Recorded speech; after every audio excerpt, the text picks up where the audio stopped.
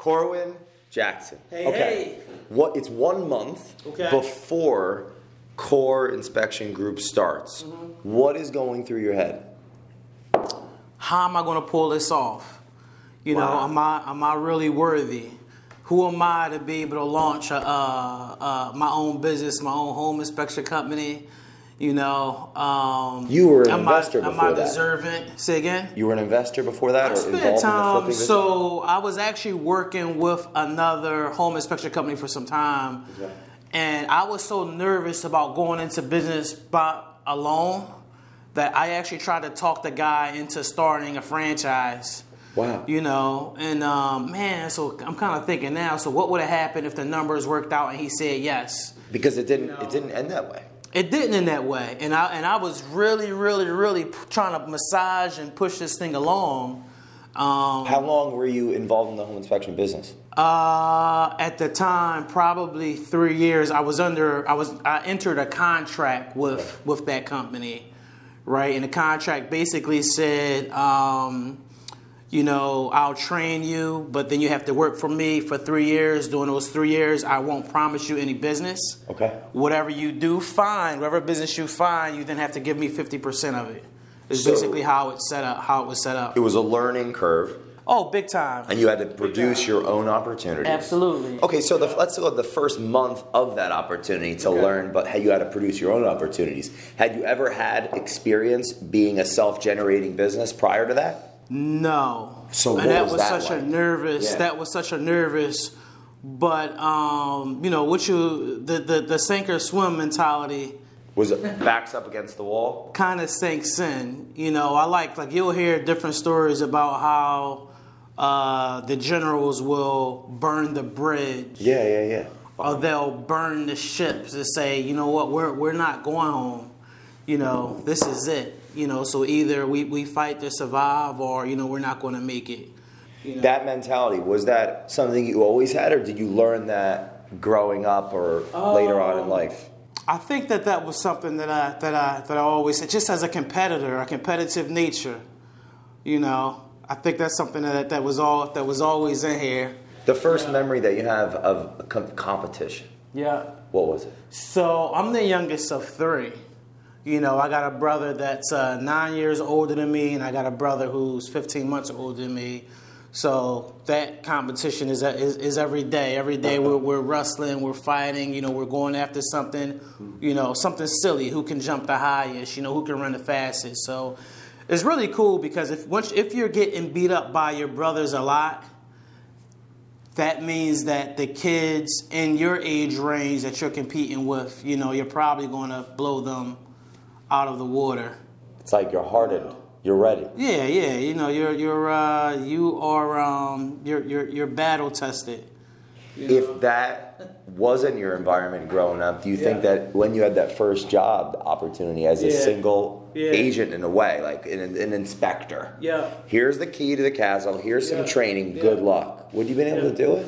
I'm not sure, man. You know, one of the things that I probably don't give enough credit to, that I don't talk about a lot, one of my brothers went into business for himself at 19. Wow. Right out of high school. You know, he was one of the youngest master plumbers in the city at the time. Wow. And I remember I was going off to the Marine Corps, and I was thinking, man, that's crazy, because if his phone doesn't ring, then he doesn't eat. You know, and I'm basically telling him that, and he says, so if you feel that way, don't you think it's my job to make sure the phone rings? Wow. Right? Okay. So he always, you know, even once I got out of the Marine Corps, you know, he always ushered me along, you know, and said, hey, man, don't you think that, and it was in whatever capacity I was working in. When I was working in logistics for a while, he would say, why don't you start your own logistics company? You know, and his thought really was, it was a think and grow rich mentality that I didn't realize. Everything you see, somebody created, you know, from a thought. You know, like this table just didn't appear here. The phone just didn't appear here. this coffee mug. Somebody had the mind. Somebody had to create those things. The theory first. So why not you? You know, what are you going to create? What are you going to lead? What are you going to lead? So that wasn't your mindset prior to all these businesses. I thought that was the craziest mindset in the world. You know, why? Because that's what school teaches us. You know, hey, go to work for another company for 20 years. You know, that entrepreneur mentality isn't built within the school system. Right? So that wasn't a part of your culture originally. Originally, it was not.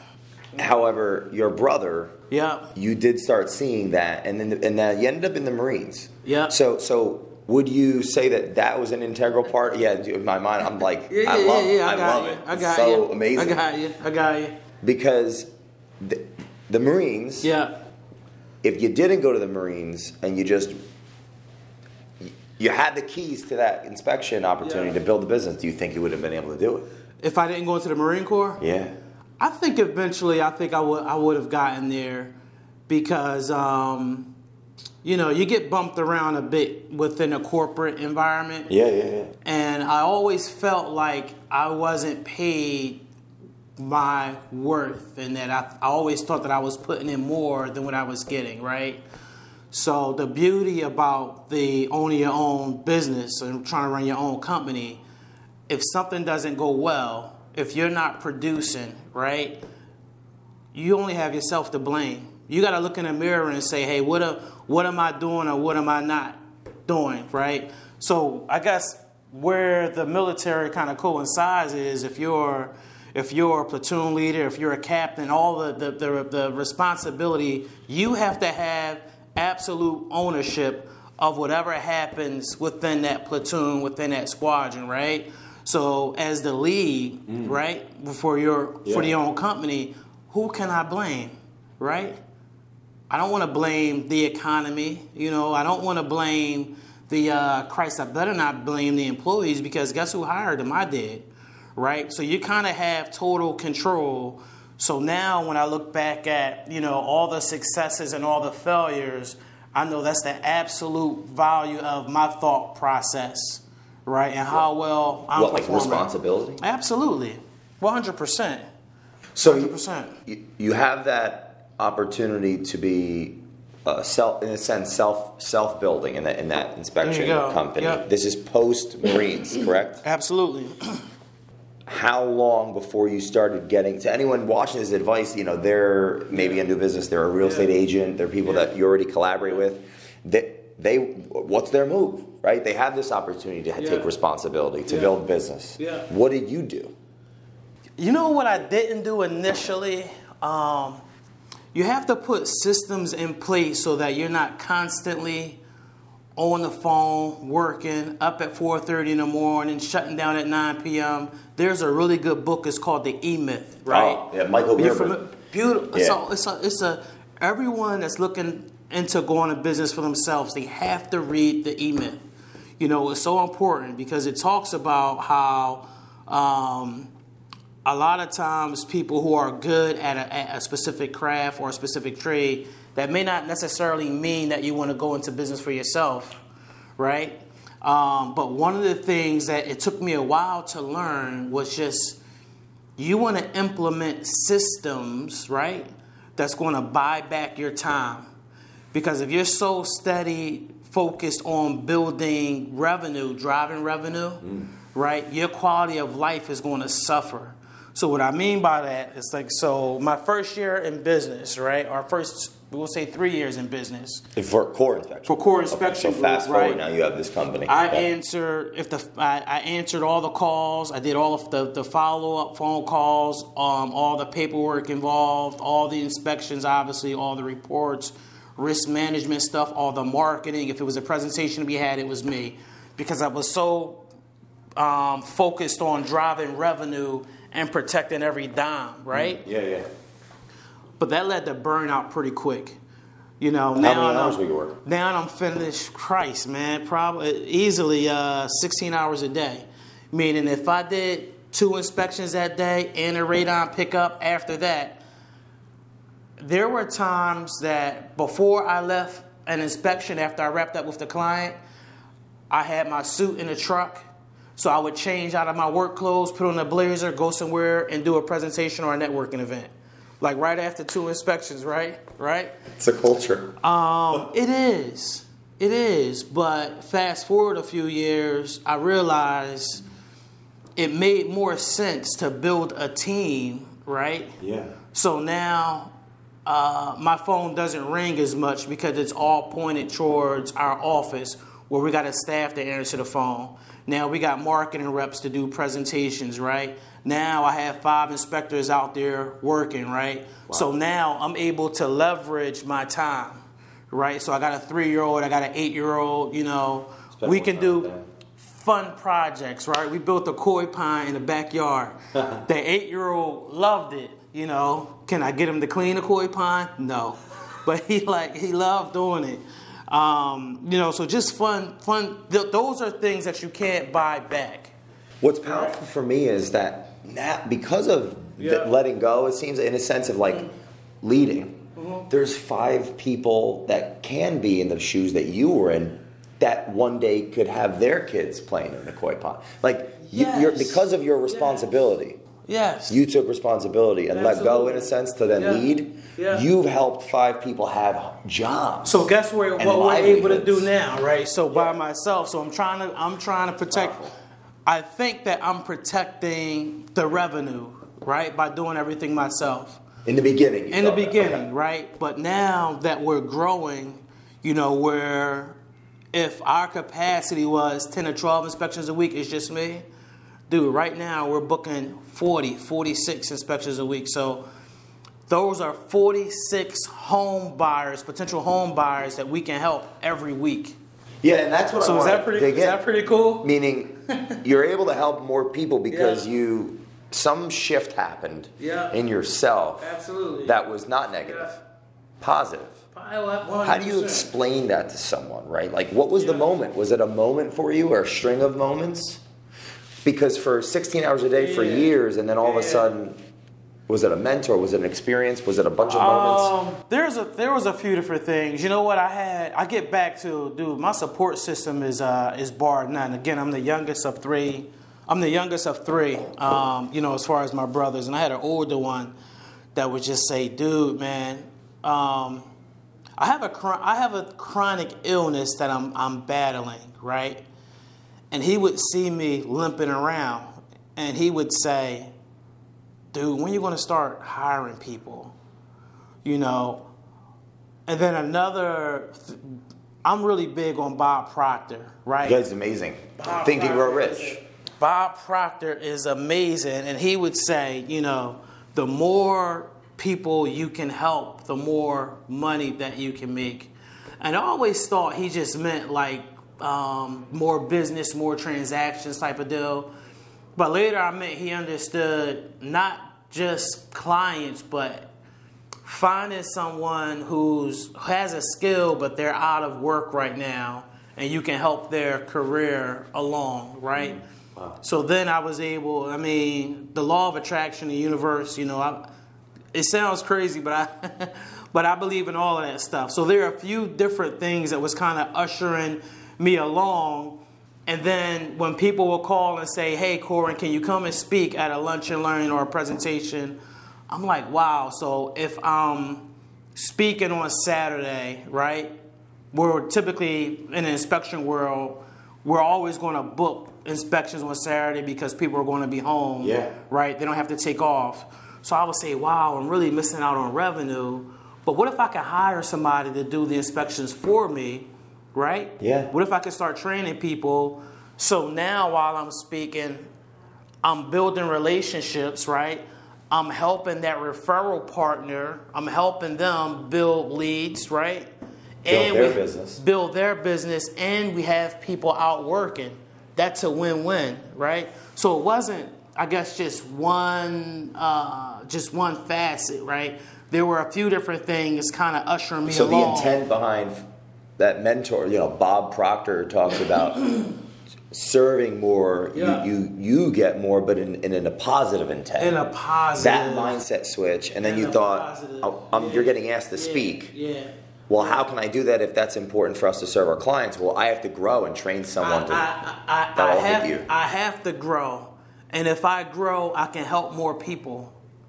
Right? Wow. And that was the critical piece, because what else did Bob Proctor say? He said, you can have anything in the world that you want if you help enough people get what they want. And you know that. You know how I know you know that? Because I follow your social media. And one time you put a post up there. It was a prototype of, it was some type of Maybach, but it was like a futuristic vehicle. Okay, yeah. And you said, you probably forgot, right?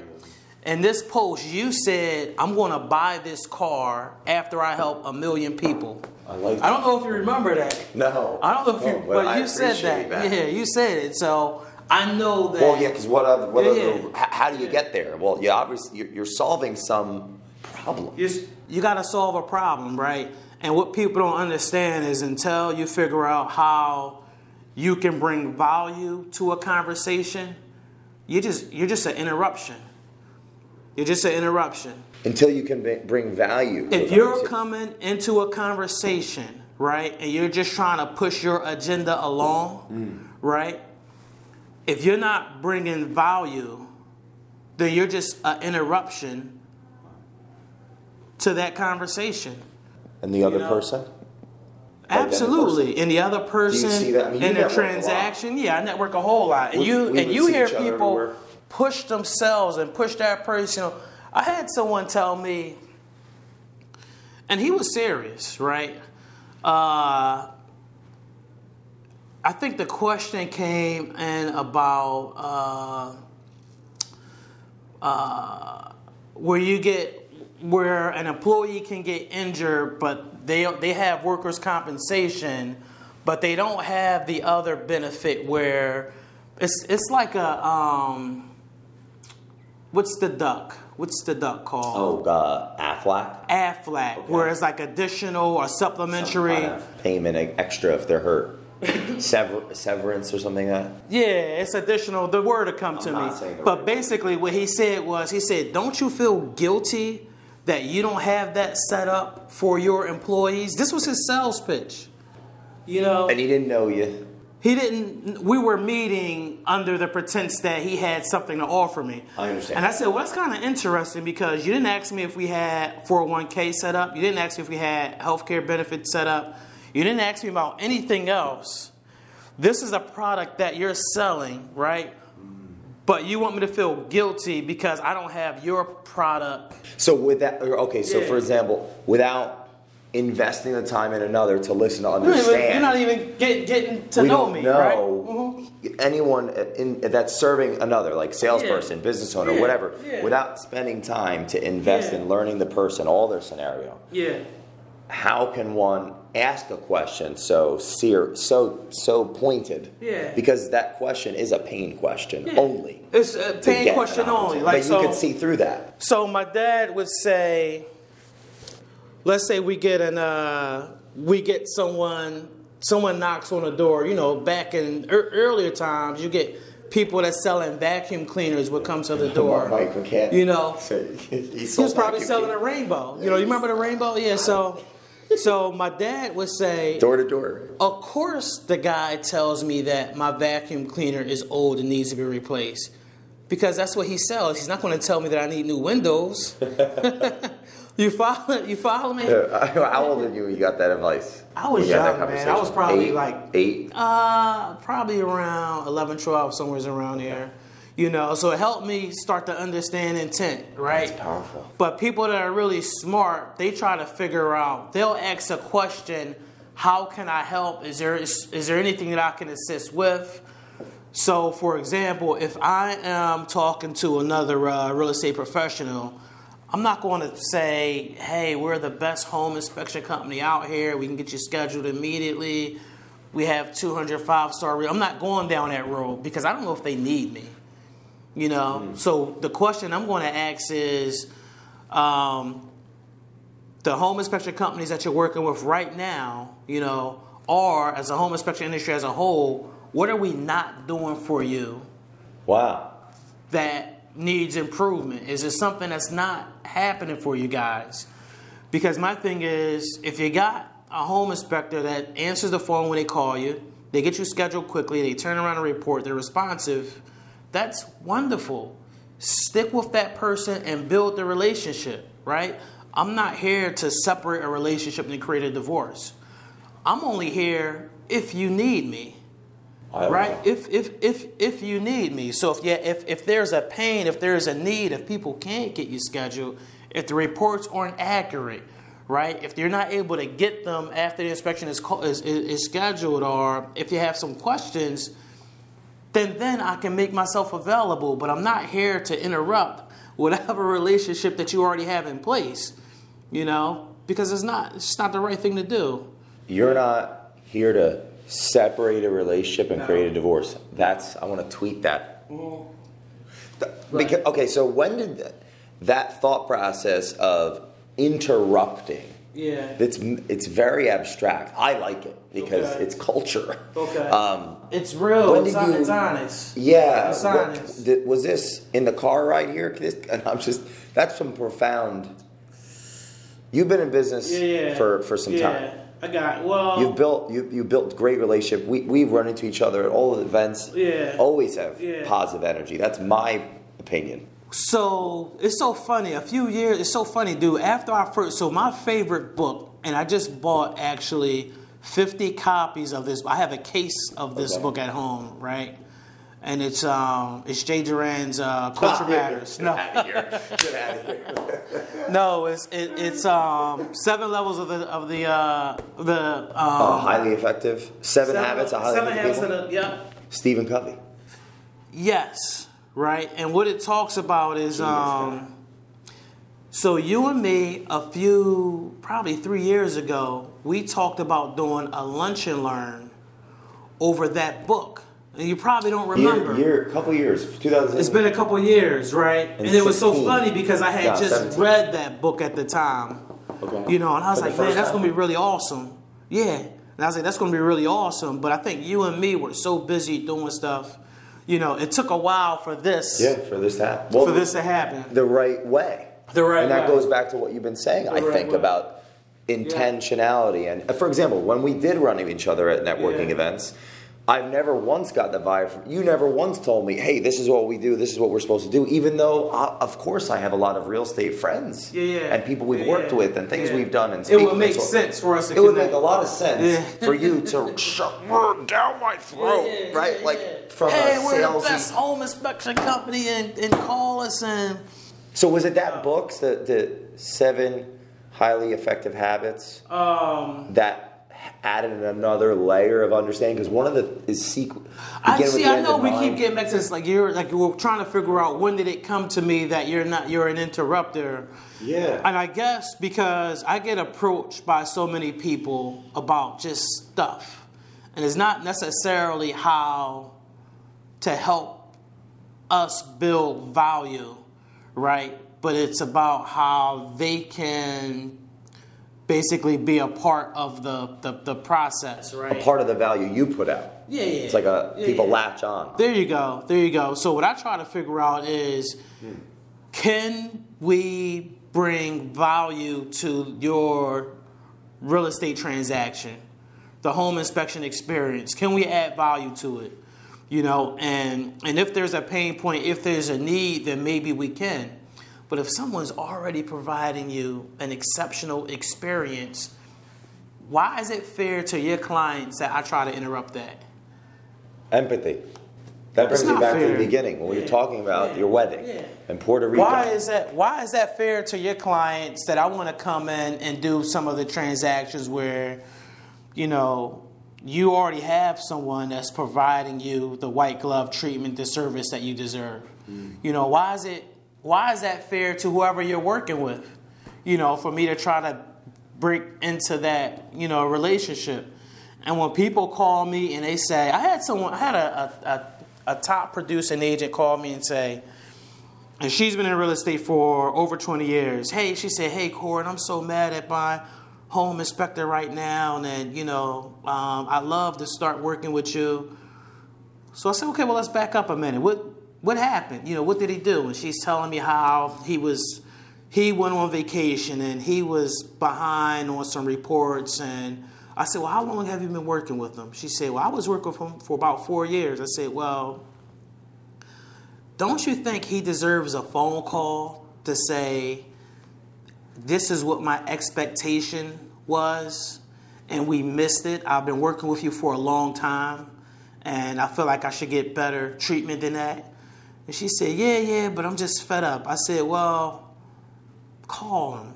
Give him a call. Let him know what your expectations are. Because guess what? I take vacations sometimes too, right? So I don't want just to be a repeat, a rinse, wash, repeat. You know, maybe it's something that you can resolve and firm up with this guy. And she did. She called him, right? And then she called me back and she said, you know what? I consider him a friend, and I don't know why you talked me off the ledge, but I appreciate it. You know, and when he's not available, I'll come back to you, right? If he can't get me in, but you're right. You know, and I just felt like it was the right thing to do, because at the time I was also my team had not grown yet, right? So I was still a single operator. So I knew that I like to take vacations. Sometimes I'm not going to be there. I'm not sure if I can meet your expectation, right? So what's going to prevent you from then calling somebody else and say, hey, you know, Corwin, Core Inspection Group, I'm so tired of working with him. He did an inspection with me, and, you know, he went on vacation the next day, and it took him 3 days to get my report back. You know, I don't want to go down that road. You know, if I can't provide the service that you need, right? I don't want to start the relationship, right? Because I want to make sure I hit a home run for you, right? Wow. So it's what's powerful in that, when I looked at your website earlier, before this, the buzzwords that popped up was knowledgeable, expertise, educational. Who are they talking about? Who are they talking about? Your company, your people, your culture. Some engineer must have just put that stuff up there. You've been speaking a lot, and for years now. Yeah. And I believe you're great at it. We've talked about that in the side. Yeah. I'm getting good because at of the storytelling. Have you always been a storyteller? Have you always been able to talk in front of people? You know what's so funny? I went to an you have to really work at that stuff, and you have to want it. You know, I don't think that that it's just natural. It definitely wasn't for me. But I think once I realized that, because a lot of times you think like, who am I? No one wants to hear from me. No one cares about my story, right? Who am I for people to want it? But once I realized that people showed the interest, I started practicing my craft a little bit. I actually joined a really good business networking group. You know, people thought that I joined that group just to help grow my business and connect with more people. I knew that in that group, every week you had to get up to do a 30-second elevator speech. Every other week you got to do a 10-minute presentation. So I was really in that group just to practice my craft with public speaking. Wow. Right? That's really the sole purpose I was in, for me to be in that So group. To be able to get up in front of a room of people who you don't yet know well and share something. You know, there's a saying I've heard before. Most people would rather be in the coffin than speaking at the eulogy for a funeral. Wow. So they rather be dead. It's a bigger fear. It's a larger fear. You know, and that was me. You know, I could feel my voice trembling. I could feel the uneasiness. Right? So a trick, you know, that I've learned, I don't know where I picked up on it, or probably in reading a book. If you record yourself, right? Yeah. Do a speech, record yourself, you'll see that you don't look nearly as nervous as you do in here.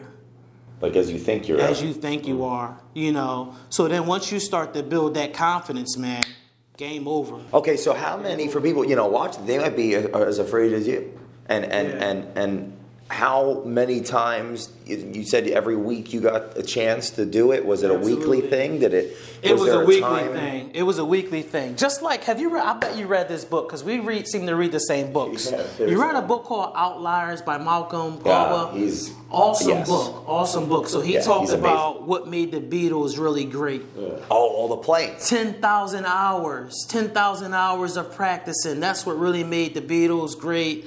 Them going to session after session, they would play for when no one 12 hours. No one knew them, and they just said.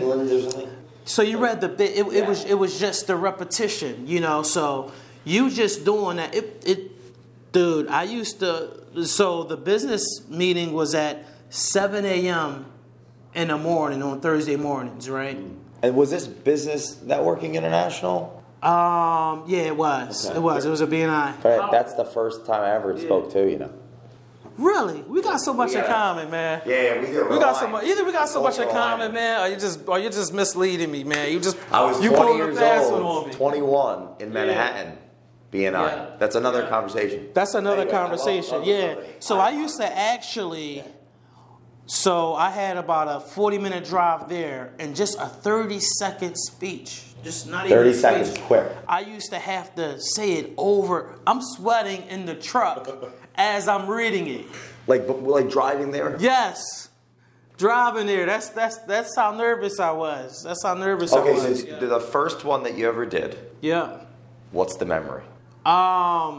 I cut it short. It wasn't even 30 seconds, It ended up being probably like 11 seconds where I just said my name, call us, we would love to work with you, and then sat down as quickly as I stood up. How did you feel after? I felt like I kind of wanted to, like if there was a shell, I can just slide into it, right? And what I realized is, man, I'm getting too old to get by on my good looks alone, so I got to pick up some type of craft, and I got to get good at it. Wow. I got to get good at it. So a lot of people give up. What made you keep going? You know what? And it's a shame, man, because what made me keep going was I had a mentor at the time that told me the fastest way to build your business is to start telling your story, get in front of people. The more people you can get in front of and speak, is the more getting people to know you, like you, trust you. That's all we're doing. If they don't know you, then it doesn't matter. You give me 10% of your trust, and then I'll earn the rest of it, right? So you can either do that one-to-one in conversations like this. You're probably the only person in the world that cares to talk to me or interview me, right? Oh, I definitely do. Get over here. Give me a hug. Or, you can learn to get in front of big groups of people to speak, right? So then it said the more presentations you do, the fastest you can actually grow your business. Yeah. I wanted to start employing people. I wanted to grow. I have such a huge vision for Core Inspection Group, where we're going to be in 5 years, where we're going to be in 10 years. Every time we hire somebody, I can't, my employees, they have families, they have mortgages, they have kids that look up to them. They are going to be busy. Right, they're going to be busy, and they're going to be giving our clients the home inspection experience that they deserve. So I have to get in front of people to speak. I have to get more people to know about Core Inspection Group. It's important. It's deep. It's personal. Because the thought that so like the first guy I ever hired, he met me in a coffee shop. My truck is sitting outside. It's not even lettered. I'm barely getting the uniforms together. And I'm explaining to this guy who is not even familiar with the home inspection industry.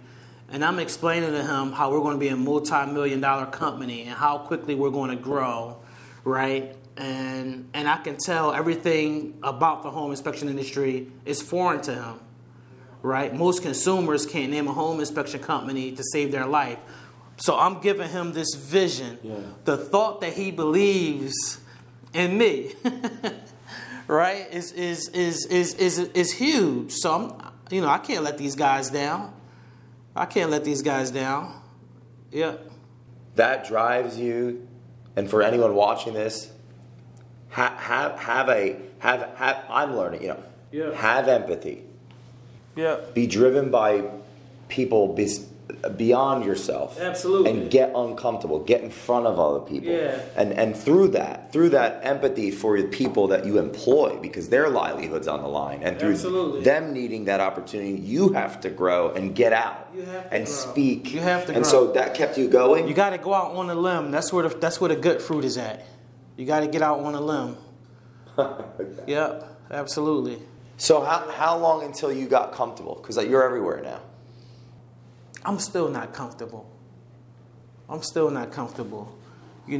are times where I can see people, if I'm talking, they're at times disengaged, right? And that makes me feel like, what am I not doing? You care. I really care, because if we're doing a presentation, we're typically talking about, it gets back to value, right? I'm talking about, how can I bring value to your day-to-day life, whether it's talking about improved systems, lead generation, telling your story, ways to leverage your time, right? So if someone is going to, because our time is so important, right? You got to be careful, how you spend your time. We don't get it back. We don't get it back, dude. This is all we're going to get, right? So we got to live full and die empty, right? Like that, yeah. So I feel like I have to give something during these presentations, right? So it's a growth pattern, it's a growth. So it doesn't end. It doesn't end. I'm okay. I'm an okay presenter. I'm not. What was the other quote someone gave me? They said, "Good presenters speak until they get it right. Really great presenters speak until they won't get it wrong," or something along those lines. It'll come back to me. It's in a sense, continually take responsibility. Yeah. There you go. And what I can do to keep growing. Yeah. For me, it's in a sense I used to speak for my pain. Okay. And now I speak through it for others. Beautiful. I used to want people to hear me. Okay. Now it's because they need someone to hear them. Mm-hmm. Yeah. It's just totally flipped. You gotta connect with it, and I'm not. I see that when you empathize. Yeah. So I want to be absolutely clear. I'm not a great presenter, but I will be. But I will be. That's the goal. But we're at the point where I enjoy it. I'm curious because you are so active in the real estate community. Why do you think that? Well, I would say that I can't think of any. Okay, so this is actually a really good question. Less than 2 years ago, I decided to start interviewing people to become a better listener, as we've talked about. That was why. Yeah. Of the 135 people or so, and this would be number 136 maybe or so, I get lost. Yeah. About 53 of them were real estate agents and owners and OPs and team leaders and producers and newbies and and I can't think of any inspection company other than Core. That means we're doing our job. That means that's and now we're sitting down. And on a deep level. Yeah. And I'm listening to understand. Yeah. Not to reply, which is in that book, The 7 Highly Effective Habits. There you go. And I keep hearing empathy. You didn't say the word. I keep hearing it. Oh, we care. You we care. Definitely care. The culture is caring. Yeah. What I'm saying is, when I do go out to events, if I do that, we always bump into each other. It's never been about... The law of attraction.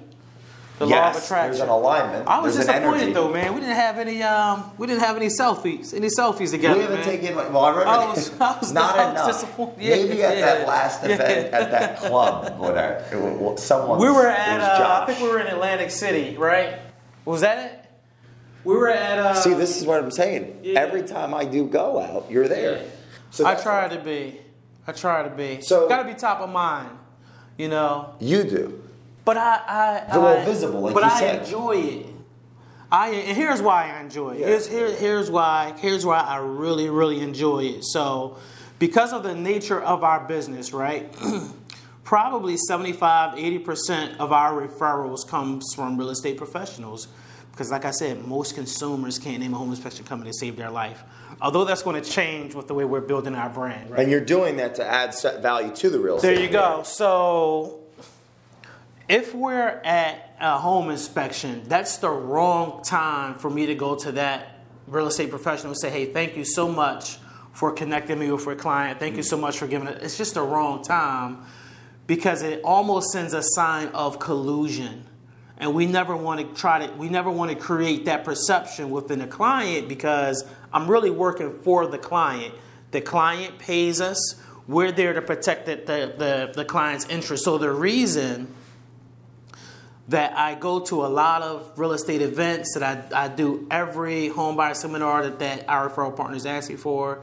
The reason why I do a lot of lunch and learns is because that's the opportunity for me to show gratitude, for me to say thank you for sending us the business. You know, can I buy you a drink? Can I get you something to eat? Can I come do a presentation and build value into your system, right? That's where I can come and say thank you. Not at the time that we're doing the home inspection, not during the holidays, because the holidays are so, can I just say the word cheesy? Okay. You know, so a thank you at the end of the year. Like consistently a thank you, not this, oh, let me send you a card once a year. Not, hey, it's your birthday, happy birthday, you know, which is more watered down now because social media is doing the work for you. Yeah. Yep. Although I actually got a phone call from you for my birthday, and I was so shocked, I almost forgot it was my birthday. You know? That's our culture. I almost forgot it was. It made me feel good, man. It made me feel really good. Well, I will say that when I decided to look in the mirror of my life and really think, why am I doing this? Yeah. It has to be about people that aren't me. Yeah, I got you. And it comes through me. Yeah. Like love comes through you. I'm gonna tell you something, man. I'll give you one. You know, we're not going to come to tears, but I'll give you one. Yeah. Seriously. Someone really close to me passed, and that person would always call me on my birthday, every day of my life, right? And I was like, wow, that's one less person that's going to call me to say happy birthday. And I promise you, as the thought went through my head, you called me. You know, you called me and you was like, hey, happy birthday. And it shook me. You know, that's why I stutter. And you said, it is your birthday, isn't it? You probably don't remember. Dude, so then you were like, hey, well, that's all I called for, dude. I'm getting ready to walk into, you know. Yeah, so it's funny, man. I think the universe, you know, kind of. Culture matters. Yeah, but it realigns. Like it knows that there's a void, so it's looking to replenish. And I guess maybe I should say that's the whole point of Culture Matters. Yeah. Is it's about energy. It's about energy. How do you define that? Yeah. You can't. That's why we don't. It's you, who you are, like as an empathetic person that doesn't want to interrupt people's energy. Well, everything is vibration, right? Everything is vibration. So here's what's crazy and what a lot of people can't grasp. I agree with that. If you put an acorn in the soil, right? Every speck of energy that aligns with that acorn or the seed is going to generate towards that and allow it to grow. The things that don't align with it is not going to be in the same vibration with it, right? Yeah, okay. So but we have that same energy. We're in the same vibration, right? That's why you and I, when we go to there's probably someone at every networking event that we go to, you may not have ever spoken to. You're not on the same vibration. Right? I could even think of that now. The people, the faces. Exactly. Right? But you and I are, so we'll say jive. We're going to naturally, we want to connect. And and opportunities will occur when they're supposed to. When the parties align, because they bring that into like what it's supposed to be. There you go. Like I'm a firm believer that it actually ties into the Facebook, like personal Facebook, and we have a principle that we live by. Okay. Then the third principle of the Facebook 5 is, well, the first principle is be who you want to be perceived to be authentically.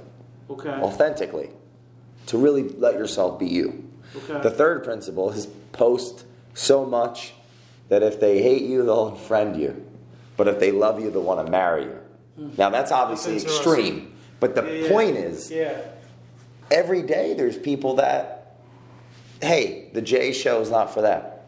Yet, now, whenever. It's okay. I have to do better with we're going to have to. Oh, we do. We're here we are, right? I have to do better with social media.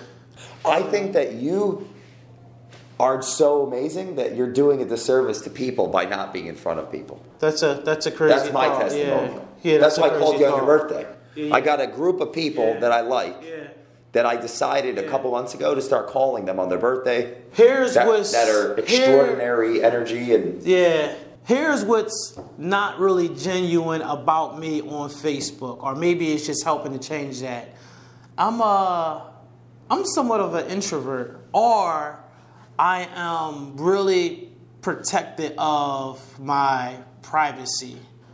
And I know that has to change because if Core Inspection Group is going to grow, if I'm going to make sure everyone that joins Core Inspection Group, if we're going to be busy, and the brand, people want to know about you. People want to know who you are. You know, what do you like? What do you dislike? What makes you laugh? What's the personal side? Why are you building a business, right? So I guess just the drive to push the brand to where it needs to be kind of makes me want to say hi to people. You know, let people know who I am and what I stand for. If I wasn't building a brand, I'll say it this way. I didn't have social media before I started to launch Core Inspection Group. We talked about my brother that started his plumbing company at 19. Yeah. He's a smart guy. You know what he makes you get out of your own way. Here's what he said. I said, look, man, I don't like social media. I don't want anything to do with it. I don't want to be on Facebook. And he said, well, let me ask you something. Your customers, your clients, do they like Facebook? I said, yeah. He said, well, whether you like it or not, they're on there. And social media and technology is moving forward. Technology isn't going to turn and ask, hey, does Corwin like Facebook?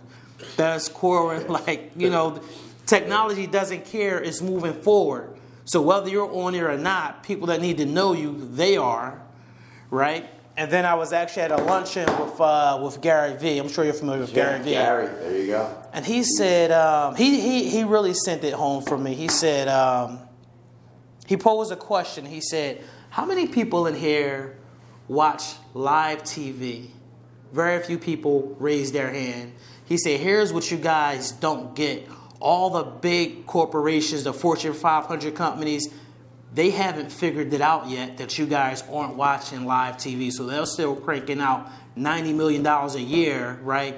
Your Fords, your Coca-Colas, your all these big companies.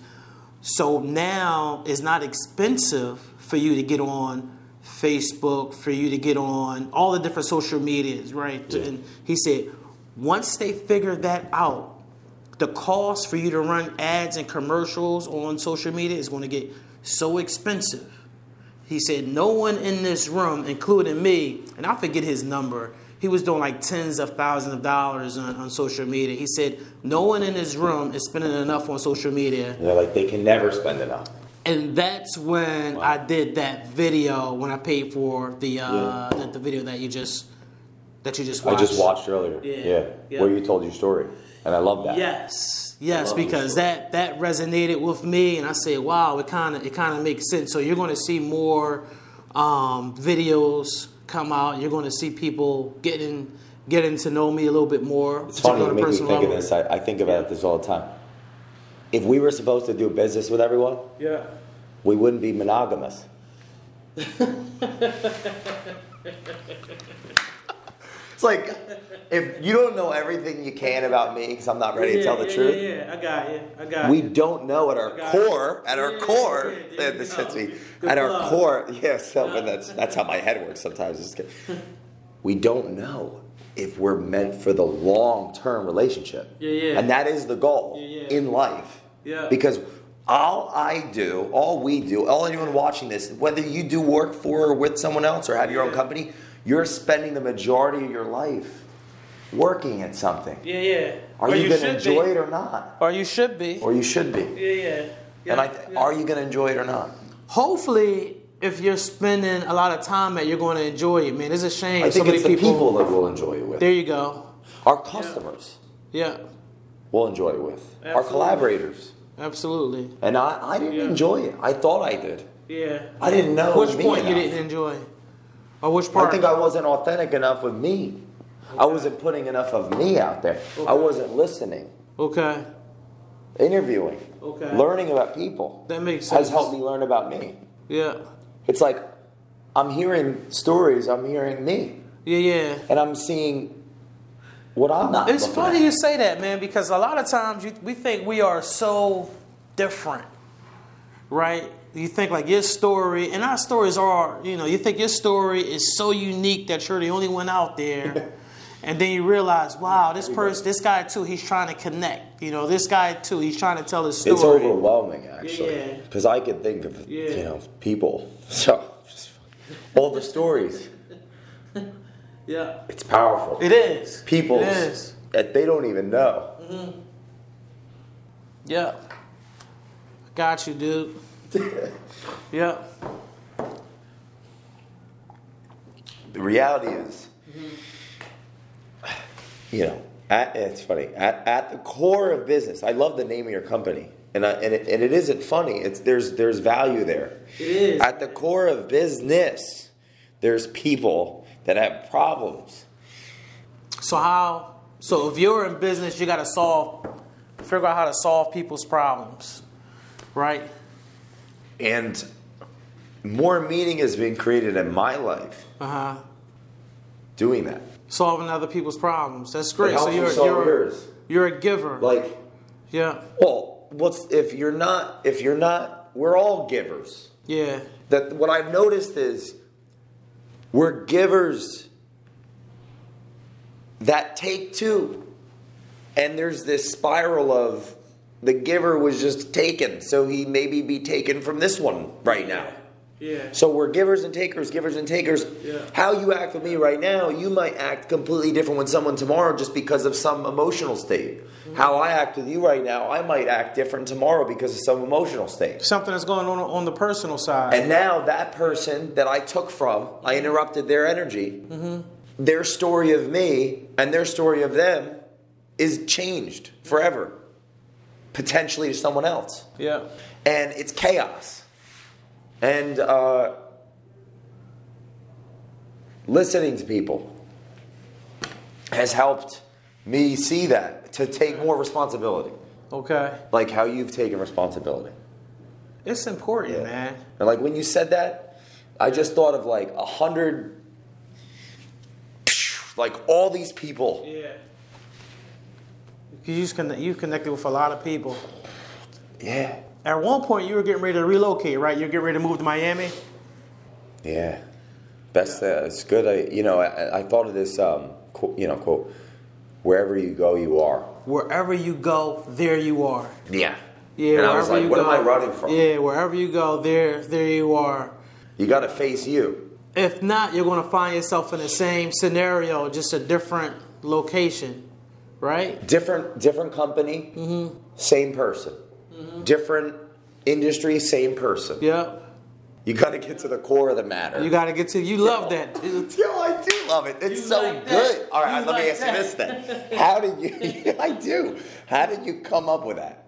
Because I think, like, once you talk about the building structure, what's going on at the core of the property, right? The very base of it, the very crux of it, from a supportive perspective, it ties into my name. You know, so if you say, it's almost a play off my name, Corwin. So when you write, you know, Core Inspection Group, it also ties into the name. I love that. Yeah, and a lot of people don't pick up on it. Marine Corps, right? Like the Marine Corps, Marine Corps. You're right? in the Marine Corps. So it's so many. It was meant. Wow. It was meant to be. I think it's energy. It found me. I think it did. You know, it found me. So there were a few other names that I was in love with. Some of them were already taken when we did a search for it. You know, a corporation search and to see if it are. Some of them were already taken. Some of them people thought were corny. Some of them were taught. Then I said, well, wow, what about Core Inspection Group? And then once we started to play with it, man, it was like, you know, I was kind of lucky that it hadn't been taken, and we just ran with it. So all these years in the business, you're helping a numerous amount of individuals make sure that they, because I learned this from you actually, from your website and from you, 3 out of 5 home buyers that don't get a home inspection end up having issues in the long term. They're going to have issues in the, They're going to do it. That's a lot of people. Absolutely. So hundreds and hundreds of lots of people you're helping, lots of real estate professionals in this ever-emerging market you're helping. What's some advice that you give to real estate professionals right now? Some advice, and then because you've been successful working with the buyers, what's advice you give to them, and what should they know about you and what you're doing, some of the innovative things? What they should know is that I care, man. It's important to us that our buyers are educated and they're buying a house, that they understand the issues that are going on. I understand that we have competitors, right? And that our clients, our real estate referral partners, that they chose us out of dozens of different competitors, right? So we don't take that trust for granted.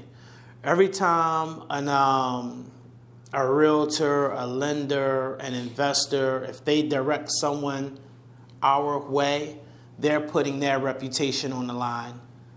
That means a lot. You know, we don't take it for granted. We don't take it for granted. What are some things that you're doing this year, 2019, 2020, to add value to the real estate community? That's a really good question. Because there's a lot of people that are not sure of what they're doing, or they aren't adding. Yeah. So last year we did 1,254 home inspections. This year we're going to do somewhere around 1,750. That's what our projections are. One of the things that we've added recently is sewer scope inspections.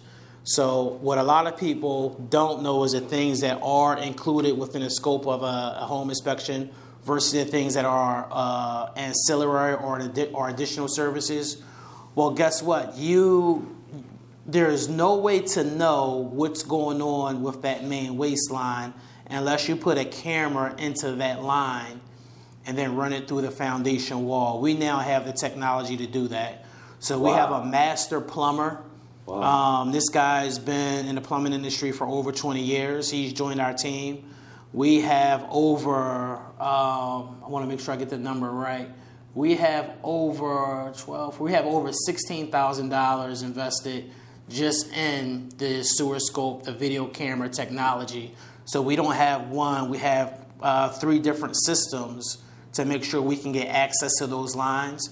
We can record it, we can take pictures. A lot of times, there are issues. There are some realtors that we work with, they're now putting the sewer scope inspection in the addendum. Wow. Right? Because they don't want their clients to purchase a house without getting that done.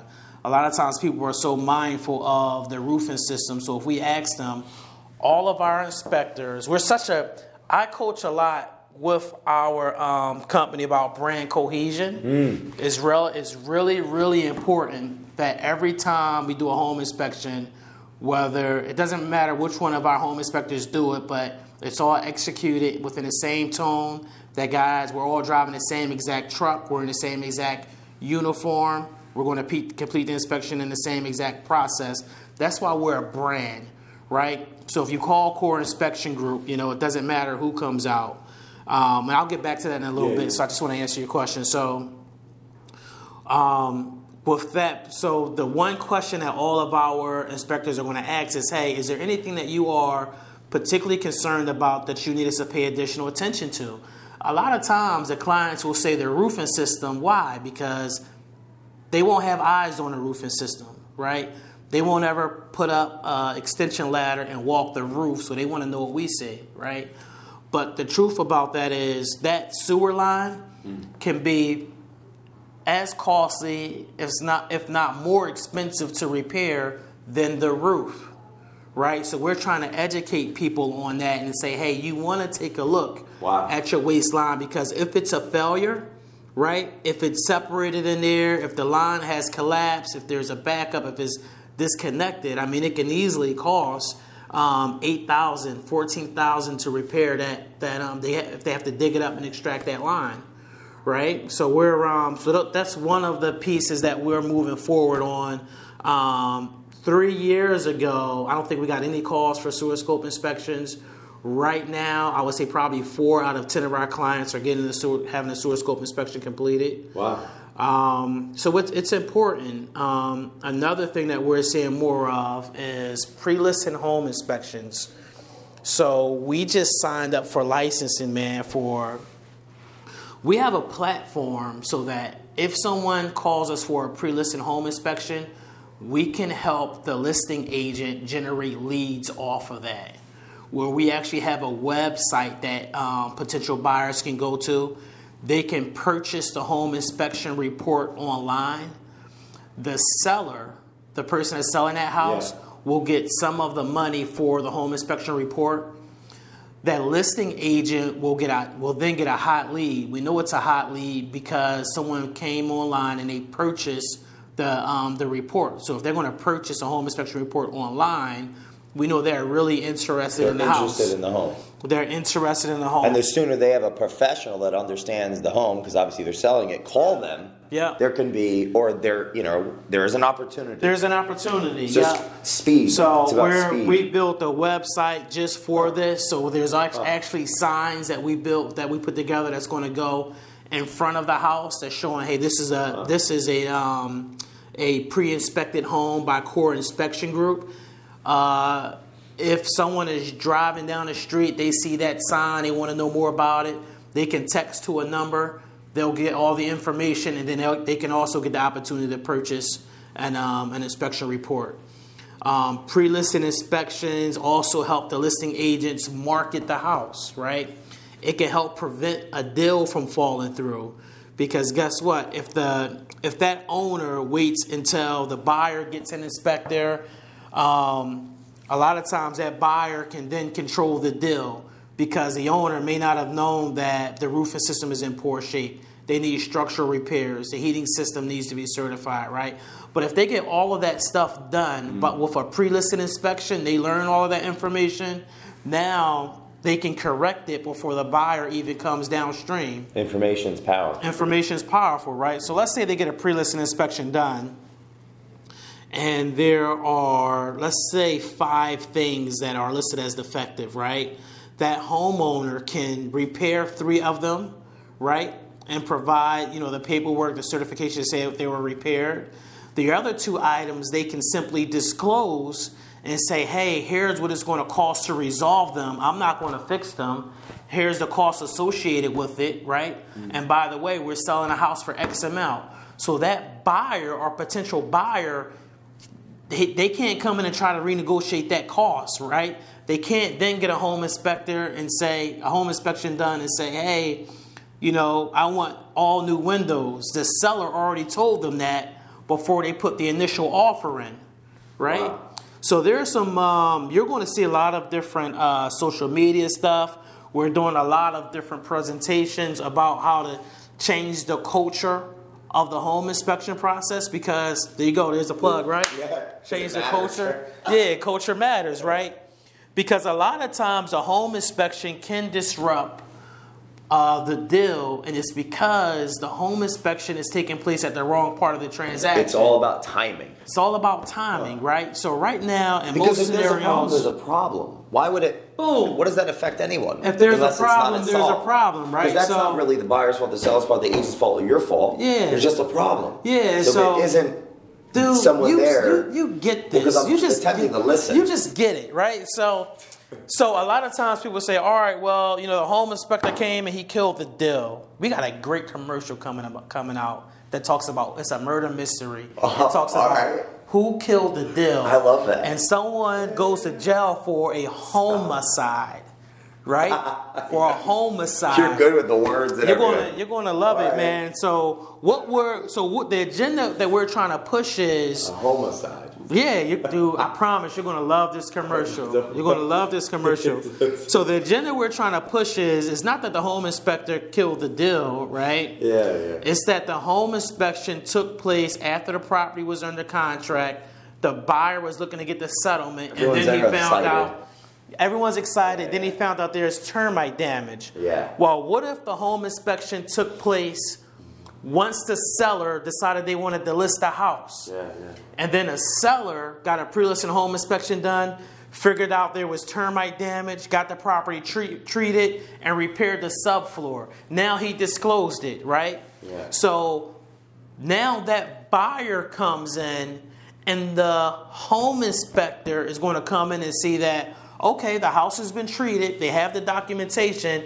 No one is trying to rush at the 7th hour at the last minute to get this stuff resolved now. Wow. Right? So the core of the problem is the core of the problem, man. Yeah, the core of the problem. Hey, listen, man. You ever thought about sales, man? You ever thought about sales? Isn't culture? Dude, you and me would kill it, man. If you were just our brand ambassador. Just the culture man. Yeah, the culture. If you were our brand ambassador, our business development man, we would be up and down the East Coast, man. Well, today I don't think I've ever cried in an interview, openly. So there's alignment, obviously. Riley shaking it. Yes, we've cried, but not like that. That was an ugly cry. My last question would be, so what's it going to take, man? How can I get you in a core inspection group? Vehicle, well, I think people, vehicle. Well, listen, man. Because I'm looking. We're going to get the vehicle wrapped, man. And all you're going to do is go out and build relationships every day. What's it going to cost us? About $1 million. Is that it? Is that it? Wow. Okay, my kind of guy. After all these years, not only working in a company with your back up against the wall, where you had to build those relationships, you had to solve the problem, working 16 hours a day into your business all these years later with people that you have to fill, and you have to feed mouths at this point. Absolutely. Many mouths. Hundreds of 1,250 last year we did 1,254 home inspections. So that, to me, I hear, being a layman, 1,250 families. Like every individual, they say, meets 10,000 people in their life. Yeah. That was before social media. Yeah. That's a lot of people that are impacted. We think in this. Yeah. So my question to you is, everything that you learned. That's not a lot, by the way. It's not enough. That's not. We have so much more ground to cover. There are larger home inspection companies, not many privately owned that I can think of, in the city anyway, not in Philadelphia. There are larger home inspection companies. Some of them may have did double that, because we did that probably with just 3 inspectors. I know there are some with 6, 7 inspectors. Wow. So I don't want to mislead whoever is watching this video into thinking that we are the largest, because we're not. We're growing at a fast rate, but we're growing by building relationships, right? But I just want to be, I don't want people to think that, I'm trying to be completely transparent. We're just at the tip of the iceberg. Yeah. What would you tell yourself, knowing everything that you've learned since the beginning of this iceberg, if you had 2 minutes in the room with yourself, knowing what you know? I took too long to start trusting people I felt like I had to do everything myself. I'm going to take the phone call. I'm going to schedule the order. I'm going to carry the ladder. I'm going to follow up with the risk management stuff. I'm going to do the networking event. I'm going to do every inspection. You know, even the first person I don't know why he hung around. The first person I trained, I had him do something like 150 inspections before I let him go in front of, because I wanted that recipe to be exactly right. When you dip your finger in that sauce, you can't tell if I cooked it or if he cooked it. You know, but I was still learning the system to get him out there.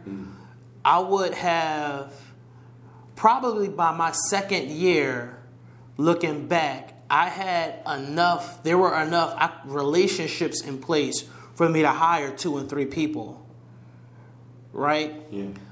I didn't trust it, and I just felt like I needed the control. You know, when you're a small business owner, right? You make every decision. You know, from the color of your logo. You know, and you struggle with, should it be sky blue? Should it be navy blue? Or maybe a little bit darker? The placement of the logo.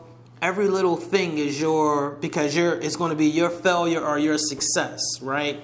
So now you have someone that is saying that you want to hire, and okay, it's now their job to take the phone calls, right? So you struggle to let it go, right? You want to tell them how to send the email. Should you say warmest regard? Should you say best? I say have the best day. That's how I end my emails, right? So I guess just being able to, if I would have let go faster, we would have moved along quicker, right? I could have failed faster and grown. You have to fail, right? The faster you fail and you figure out what you're not doing right, the quicker you're going to grow. If it takes you a long time to fail at something, you know, when you're not learning, something's not jiving, but you're still going back to the same well, then you're going to struggle, right? You have to. What's not working?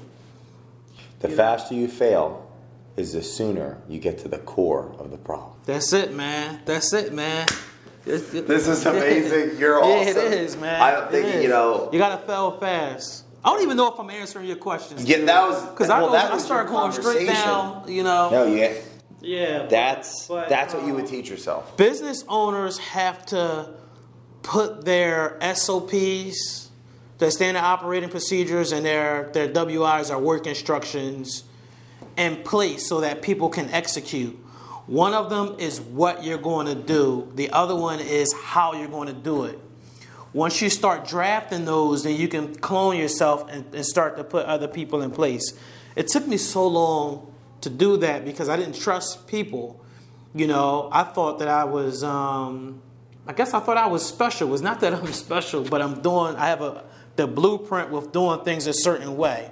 Once you have that figured out, put systems in place. Then put people in place to run those systems, because that's how you're going to get your time back.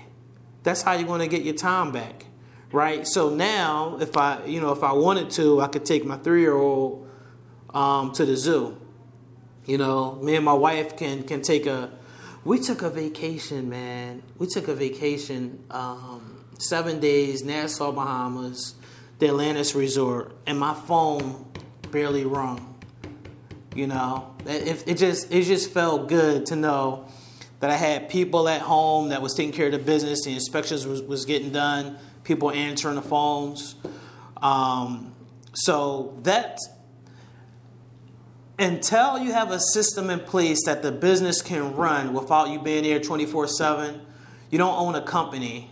The job basically owns you, right? So that's how you get to having a business worth owning and have a life worth living. Right, putting those systems in place. Yeah, and I'm not saying we're there, but we're on our way. You're more than we're on our way. Well, I appreciate this interview, and I'm excited for the future that we have together. Oh yeah, man, we got so much to talk about, man.